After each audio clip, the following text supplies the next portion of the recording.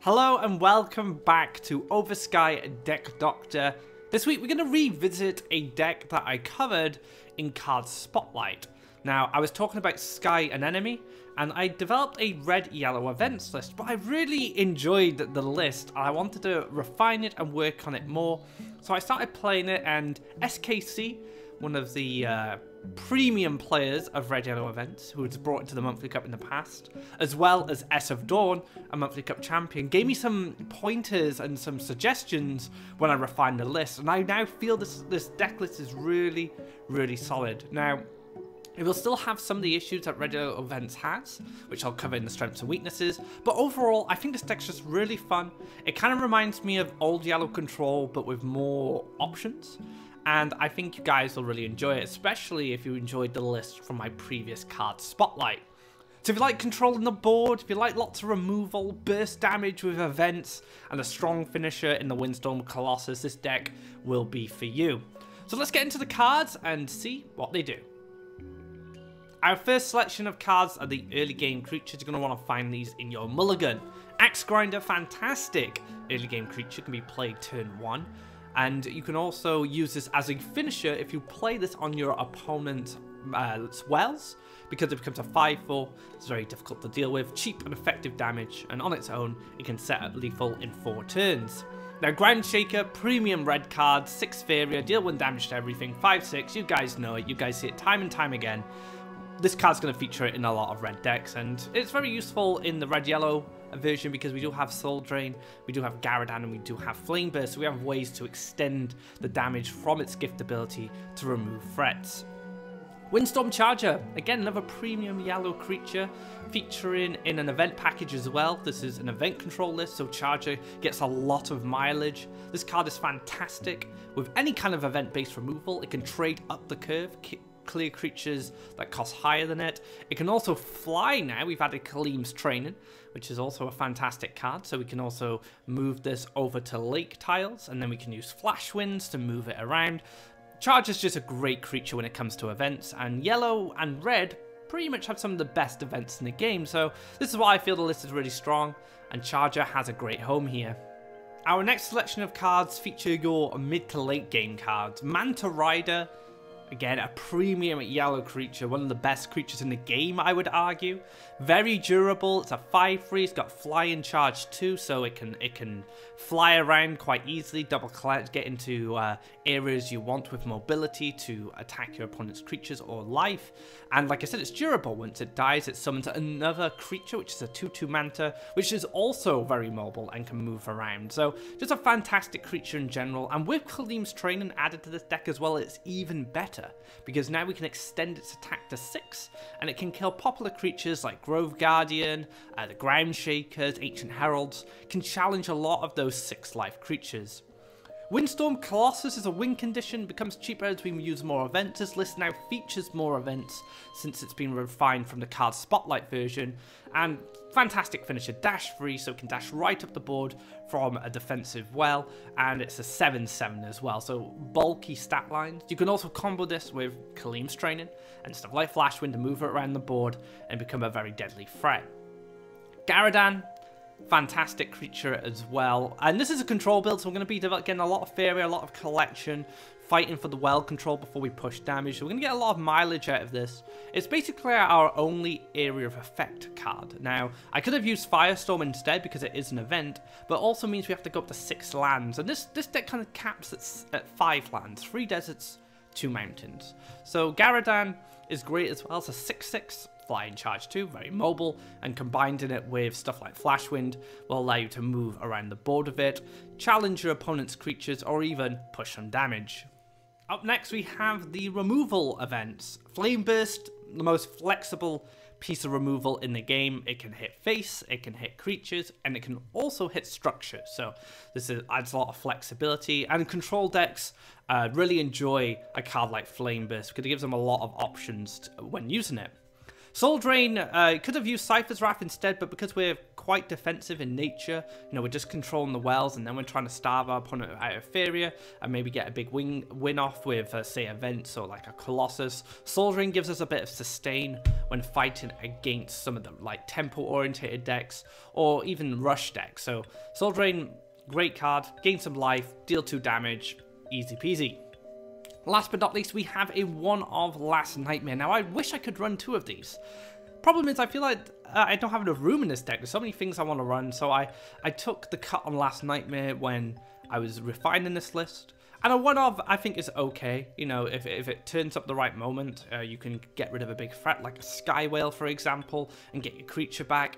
I would like to go up to 2-of, and I think you can if you do want to get a bit more hard removal in this list.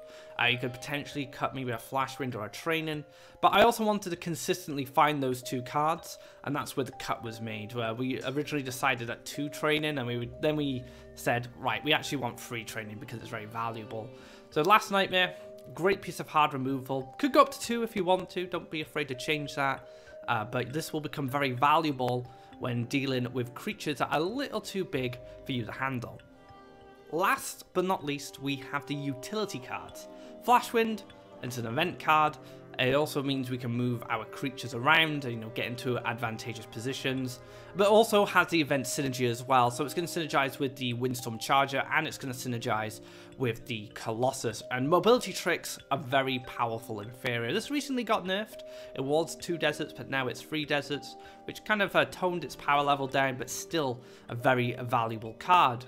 Kaleem's Training, I've mentioned this card quite a lot during the Deck Doctor episode already, and it's just such a great card for this kind of deck because it extends the power of our creatures by 1, which is hugely relevant sometimes. It gives them flying and charge too, so increases the mobility of our creatures, and it's an event as well, so it synergizes with the Charger and the Colossus. So just a fantastic card for trading, moving around the board, pushing damage. Lots of uses for Kaleem's Training, and I'm very happy we decided to include it. Last but not least is the Sky and Enemy. This was a card that based the entire episode of Card Spotlight on, and it's still very valuable. It can do a lot of stuff. It can lock out rush creatures. It can stop defenders from attacking your creatures that are pushing damage. It can stop creatures from double collecting or harvesting altogether. And one thing SKC was talking about on my stream with this card, you can put it in positions where you think your opponent's going to want to summon a creature, and this is really important on well spots. So if your opponent goes, say, 2 lands towards a well, you could then dump the Sky and Enemy on the land they want to develop. On the space they want to develop their land, so they can't set up a good double collection. So lots of little uses of this card. I think it's really good, and it's going to take some getting used to. It's going to take some identifying of when to use it and how to use it in certain matchups. But I feel it's very rewarding. For your mulligan, you want to find a creature to start harvesting Faeria as quickly as possible. Axe Grinder is a turn 1 harvester, and it's much better in this deck if you're on the explore, because you'd like to start off with land in front of your orb. This creates a good land placement for the chargers and other creatures that gain charge too. But Groundshake is also a really good pickup as well. It allows you to play this turn 2, and it's a very bulky creature, it can stick to the board, as well as the Windstorm Charger. Windstorm Charger, I think, is the best out of the 3, because you get to start off with deserts. And building land with this deck is quite interesting, which I'll go into more at the land development part of the video. But Charger is the ideal one because it allows you to play deserts first, and I feel like deserts are the stronger lands to begin with when you're playing this list.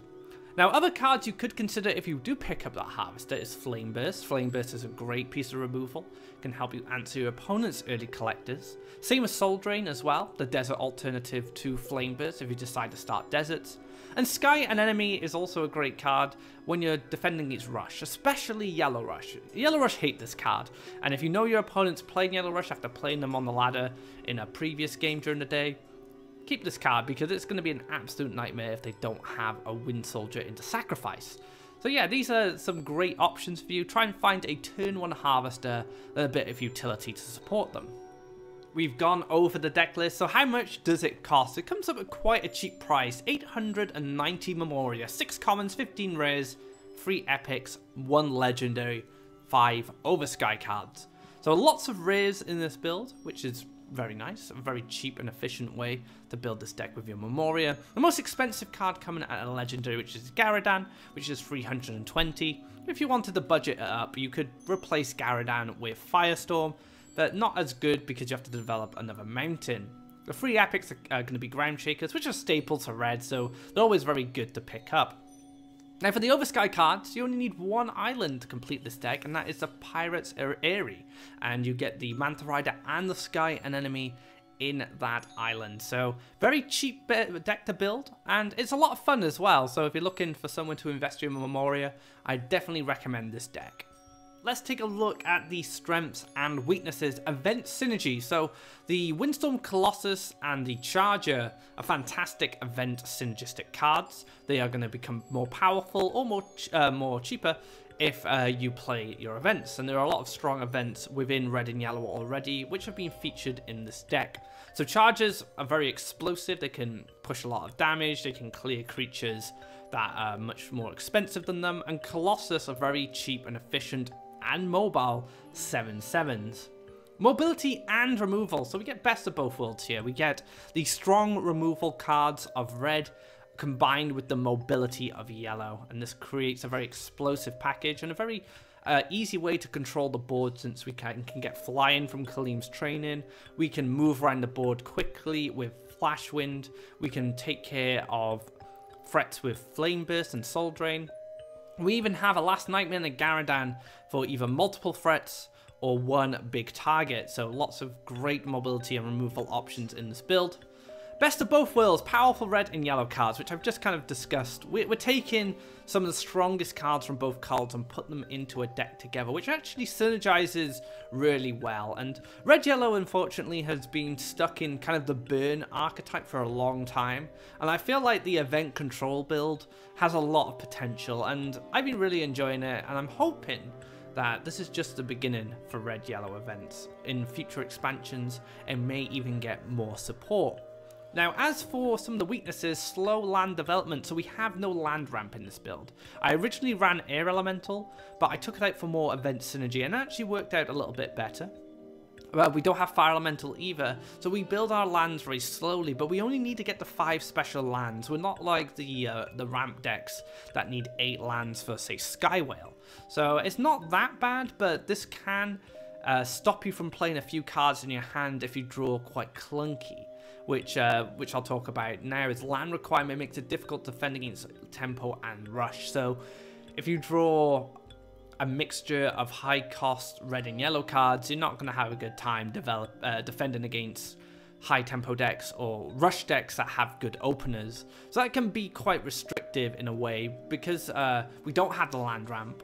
We can't use that land ramp to make sure we can play our hands more efficiently, and we can get cluttered with a mixture of things. Imagine if we picked up a Garadan, a Last Nightmare, and a Manta Rider. So we have to go 3 deserts to get to Manta Rider, but we could also be under a lot of pressure before that Manta Rider comes down. So that is one of the disadvantages, but this is why it's a control deck. You know, we need time to develop resources and develop lands, and then we can find a way to control the board and win the game. So when it comes to land development, there are 2 ways you're going to do it. You're going to do it the red way, or you're going to do it the yellow way, and it's going to be very much based on what's in your opening hand. You're going to want to build lands based on whatever creature you can play first. So if you pick up, say, Axe Grinder and Ground Shaker, you're going to prioritize your mountains. If you pick up Charger and, say, a Manta Rider, you're going to prioritize your deserts. Now, I prefer the desert line, because it does enable the Manta Rider to be played quicker. And Manta Rider is a very strong card and very durable, so it's more likely to stick around and board and gather as Faeria. However, that's an ideal world. If we have to build mountains, that's fine too. We can actually just adjust our game plan to that. So let's take a look at the desert version. So if you do pick up, say, a Charger, or you pick up a Manta Rider, you can go 3 deserts straight across onto the well, and then 2 mountains up. And that sets up an Axe Grinder spot for you. Now, sometimes you're going to have to mix and match the lands based on your hand, but most times you'll be able to just do it like this. Now, if you do pick up, say, red creatures like the Ground Shaker or the Axe Grinder, you can go 2 mountains across into a desert, into a desert, into a mountain. Now the problem with this one is you're going to have to develop an additional desert to get your last nightmares and your manta riders. So you might have to give up on, say, an axe grinder spot in the early game. You might have to prioritize getting another desert down to make sure that you can play your manta riders, but just assess your hand, the land cost, and make your choices there. Now, there's one last thing I'd like to touch on before we finish up, and that is the desert on your own well. Now, this is really important. You want a desert there regardless of which direction you go with your lands, and there's one simple reason. This gives you an amazing dash line for your Colossus. This allows you to play in a Colossus from your own well, and it can dash right up into your opponent's area. And this is also a very good line for Manta Riders to double collect, and as well as a Charger. So deserts on your own well when you're building across are very important for those reasons. And that wraps up this episode of Oversky Deck Doctor. Hope you guys enjoyed the build from Card Spotlight, but I think this build is so much better. I think if you like that deck, you should definitely try this version. It feels just much more consistent. It plays more into the event synergy, and it has more explosive plays with the Kaleem's Trainer, which was a fantastic suggestion from ESofDawn and SKC. So big shout outs to those two. They helped me get this deck to where it needed to be. If you liked this video, be sure to give it a thumbs up. If you haven't already, drop a subscribe to keep up to date of when our content goes live. We have a monthly cup coming up this weekend, so if you can tune in live, head over to twitch.tv/Faeria. But if you can't catch it live, you can catch it on YouTube next week. We'll have all the VODs uploaded for you. So until next time, guys, take care and enjoy Red Yellow events.